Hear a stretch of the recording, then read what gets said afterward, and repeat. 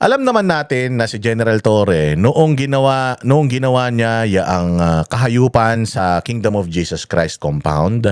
Alam natin na ano 'yan, na pumaldo talaga 'yan. Pumaldo talaga 'yan, no? Hindi ka na siguro magsasampa ng kaso na pumaldo ka. Yung asawa mo mismo ang nagsabi na pumaldo ka. O alam din naman natin mga bossing dahil nga sabi nga ng mga it's safe to assume na sabi nung 18 Marines, yung ICC ay nung nagpunta rito, pinondohan din ng nito ni Zaldico, hindi ba? So si Zaldico talaga ang satanas eh. Pinoldohan din ng mali-malitang pera. O kaya ngayon, tinrabaho si Pangulong Duterte, kinidnap papunta ng Europe. At sino ang nag-initiate ng operation diyan? Si General Torre din. So hindi tayo sure pero baka pumaldo din siya doon. Kasi nga sabi nga nung asawa niya pumaldo eh. Sabi doon sa comment, nagamit si Sir, which is nagamit na naman talaga siya. Ginamit siya para babuyin ng Kingdom of Jesus Christ. Ginamit siya para si Pangulong Duterte kidnapin papunta sa ibang bansa. So ginamit siya. Ababantakin mo ang sagot ng asawa niya. Okay lang, pumaldo naman. Tangina demonyo yan. General, matanong ko lang, saan pinalaki yung misis mo? Sa impyerno? Pantakin mo ha, sa dami ng mga kasalanang ginawa mo at sa dami ng mga kaso na nag-aabang sa'yo, meron lang concern na isang netizen na nagsabi na kawawa naman si Sir kasi ginamit lang siya. Oo, kasi ginamit naman talaga siya. Ginamit siya para gawin lahat ng mga kahayupan tas biglang 8 buwan. Ilang araw lang, 45 days lang yata, parang manok. 45 days lang, tinanggal na siya bilang hepe ng PNP. Dati siyang general, 4-star general, tapos biglang nilagay siya dyan sa MMDA para maging general din. Hindi general problem ha. O general manager. O ibig sabihin yung mga taga MMDA, traffic enforcer, yung mga Metro Aid. O siya ang ginawang nangangasiwa sa mga yan. So sobrang demotion yung ibinigay sa kanya. So yung isang netizen sinabi na ginamit lang siya, kawawa naman. Naawa naman yung netizen dahil ginamit lang siya eh. O hindi ba? Ikaw bilang asawa, sinabi mo sana na oo nga eh. O kaya hindi naman. Hindi naman. Si Nick Torre naman, ano naman yan? Sumusunod naman yan sa ipinag-uutos ng nakakataas sa kanya. Trabaho lang naman yan. Pero ang sinabi nung asawa niya, okay lang, pumaldo naman. Wow. So umamin yung asawa niya na paldo-paldo si Torre sa mga ginawa niyang kahayupan sa Pilipinas. O Torre, wag kang magagalit ha. Meron pa tayong kaso dalawa. Doon sa inciting to sedition na ikinaso mo sa akin ha. O wag kang magagalit ha. Yung asawa mo naman na nagbisto sa'yo na paldong-paldo ka. Paldong-paldo ka, magpa-skincare ka naman. Walang hiya ka ha. Saan nauhuli ang isda? Nauhuli ang isda sa bibig. O sobrang daldal ng misis mo. Ayan, binisto ka. Ibinisto ka. Tingnan mo kung gaano kasinungaling ito si Torre. Instead of video of you texting, and all that virality happened in the comment section, may nagsabi na, may nag-comment lang na ginamit lang si General Torre, tapos nag-comment. O, diba? Maganda naman yung comment eh. Kasi miski ako, ang tingin ko ginamit siya. Naaawa nga ako sa kanya nun eh. Kawawa rin naman si General Torre dahil sa pangarap niya na maging PNP chief, ginawa niya itong mga bagay na ito.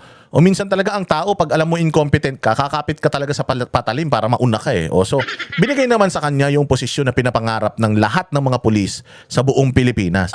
Binigay naman sa kanya, kaya lang 45 days lang.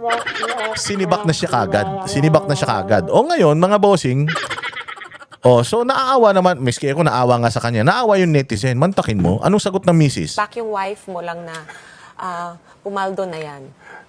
Actually, pumaldo na yan. Anong sagot ni Torre na matigas ang mukha, mas matigas pa kaysa sa bakya? kagabi lang namin nakita yon. Umiyak ang misis ko eh. Umiyak? Bakit? Paldo ka? Ba't iiyak? Bigyan mo pera. Paldo ka eh. Bakit siya iiyak? Sabi niya paldo ka. Alam mo ba ibig sabihin ng paldo? Oo. Kasi yan ang tawag namin sa mga magnanakaw sa Kongreso, paldong-paldo eh. Yan ang sinasabi namin kay Sandro Marcos, paldong-paldo. Dahil may balita, si Sandro Marcos daw ang nagmamanipula ng vape business sa buong Pilipinas. Wala na makapagnegosyo ng vape, kailangan dumana sa kanya. Paldong-paldo. O si Bongbong, sa dami ng pera daw na ninakaw daw ha, sa flood control project, paldo. Yung mga congressman na nadeliberan ng mga mali-malitang pera, paldo. Diba? O anong tawag ng misis mo sa'yo? Paldo. Utangin na, Tore. Binisto ka ng asawa mo. Walang hiya talaga naman, oh. Kaya niya, sorry dad, ako naman ay nakikipagkulitan lamang. Okay ka rin makipagkulitan, mama. Ayos ka makipagkulitan, ha, Paldo? So nakikipagkulitan siya sa hindi niya kilala? Sana all. Ang lupit, ha? Kung mapansin nyo, ang Facebook page ng asawa ko ay private. Natural. Private na person siya, eh. Private na person siya. So, private yung Facebook niya. Halimbawa, yung nanay ko may Facebook din siya. Private din yung Facebook niya. Ano yung sinasabi mong private? Ibig sabihin ng private, yung hindi siya nakikita ng hindi siya nasa-search or nakalock yung profile niya. Yung ba yung sinasabi mo na private? Kung nakalock ang profile niya, bakit siya nag-comment sa'yo? Ano pa? Ang hindi niya alam doon, yung TikTok doon sa loob na yun, ay hindi niya na-control ang Privacy viewership. setting. Ang privacy It's setting. public. So, It's public pala. Hindi niya alam na yung mga nagko-comment na, hindi niya nakaibigan, hindi niya nakakilala. And Tanga ba siya? So parang sinasabi mo, gumaganti ka ba sa asawa mo? Sabi ng asawa mo sa iyo, paldo ka. Tapos ngayon, umiiyak yung asawa mo, huwag ka mag-alala. Palalabasin ko na lang, tanga ka. Palalabasin ko na lang, inutil ka. Palalabasin ko na lang, bobo ka. Hindi ka marunong magbasa. Na yung mga kausap mo pala dyan, hindi mo nakilala. Ba yun? Nagawa niya naman tanga-tao, eh.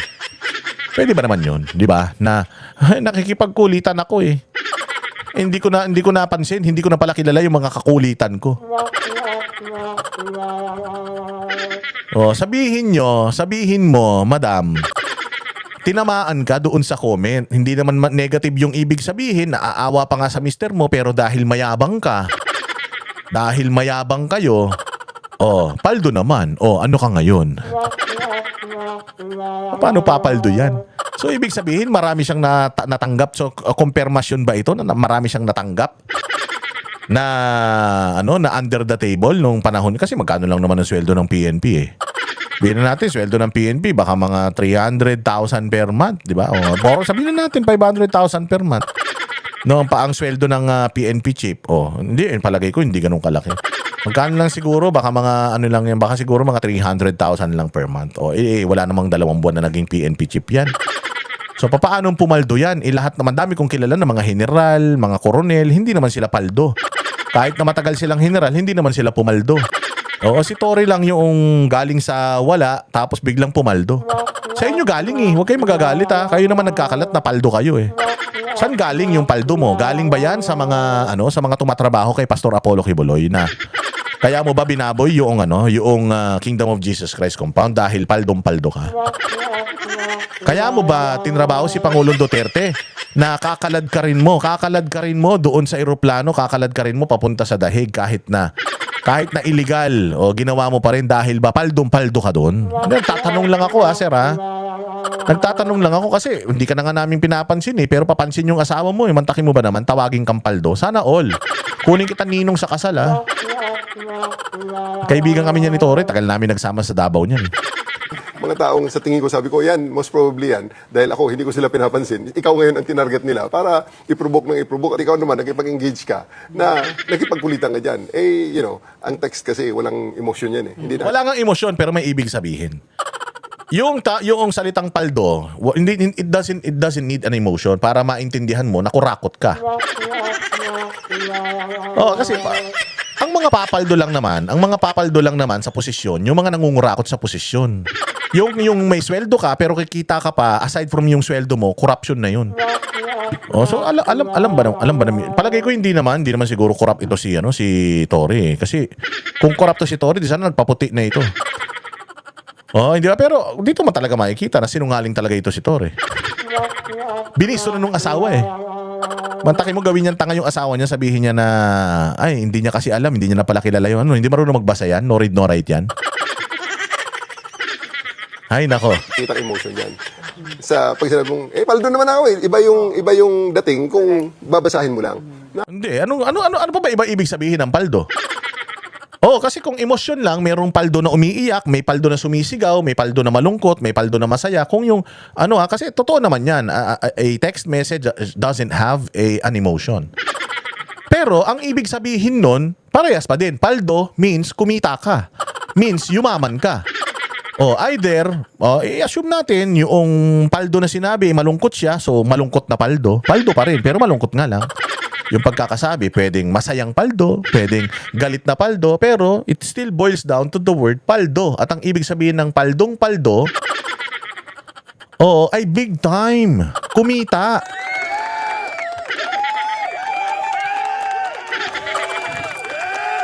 Kaya nga sabi ko, itong mga ganitong bagay, kung magsisinungaling ka rin lang, siguraduhin mo na hindi ka nagsisinungaling. Galing-galingan nyo na. O kaya, just keep your mouth shut. Huwag na kayong magsalita. Kasi, pucha, iniinsulto ninyo yung intelligence ng mga Pilipino eh. You're insulting our intelligence. Alam naman namin kung ano yung ibig sabihin ng misis mo eh. Alam namin na napikon yung misis mo na okay lang kahit ginamit siya. Yumaman naman siya. Yumaman naman kami. Ang sarap ng kinakain namin. Ang sarap ng buhay namin ngayon dahil sa pumaldo yung mister ko. Saan galing yung pera na yan na ikinapaldo mo? Magkano lang naman ang sweldo mo? Tatanong lang ha, ba magalit ka na naman. Gusto mo mag-boxing na lang tayong dalawa para wala nang demandahan. Demanda kayong demanda eh. Ang tatapang ninyo, yayabang nyo, demanda kayo ng demanda. Nakikipagkulitan at saka yung seryoso. Kaya, lessons So, learned, sabi ko si sa Sabihin na nga natin, may nakikipagkulitan na paldo at seryosong paldo. It's the same thing. Paldo ka pa rin. Pumaldo ka, sir. Kanang huwag ka nang umistyle na kunyari nagbibisikleta ka. Bibisikleta ka pero may security ka rin. Style mo bulok. kanya, think before click. Kagabi nga, umiiyak nga na, sabi niya, ba't kasi nakikipagkulitan? Akala ko kaibigan ko. Tapos yun pala, Akala mo kaibigan mo, hindi ka marunong magbasa, ma'am. Nakikipagkulitan ka sa comment section. Kung nakipagkulitan ka, di sana sa GC. At saka, makikipagkulitan ka sa post na, sa comment na, yung comment na kawawa naman, ginamit lang. Makikipagkulitan ka sa ganung comment? Meron bang mga kaibigan mo na nagkukulitan kayo? At ang topic ng kulitan nyo, ginamit lang ng gobyerno, si General Torre. Sabi ko sa inyo, yung mga ganyang style, hindi makakalusot sa amin yan. Siguro sa mga bobo na mga katulad nyo, makakalusot yan, pero sa amin hindi. Pasensya ka na sir, taga-gobyerno ka pa naman. Kung pumaldo ka, nasa gobyerno ka, saan galing yung ikinapaldo mo? Di ba dapat tanungin namin yan? Pera ng taong bayan yan eh. Unless hindi pera ng taong bayan yung kinapaldo mo ha. Unless. Kung hindi pera ng taong bayan yung kinapaldo mo, hindi ba kailangan tanungin pa rin namin saan galing yung kinapaldo mo?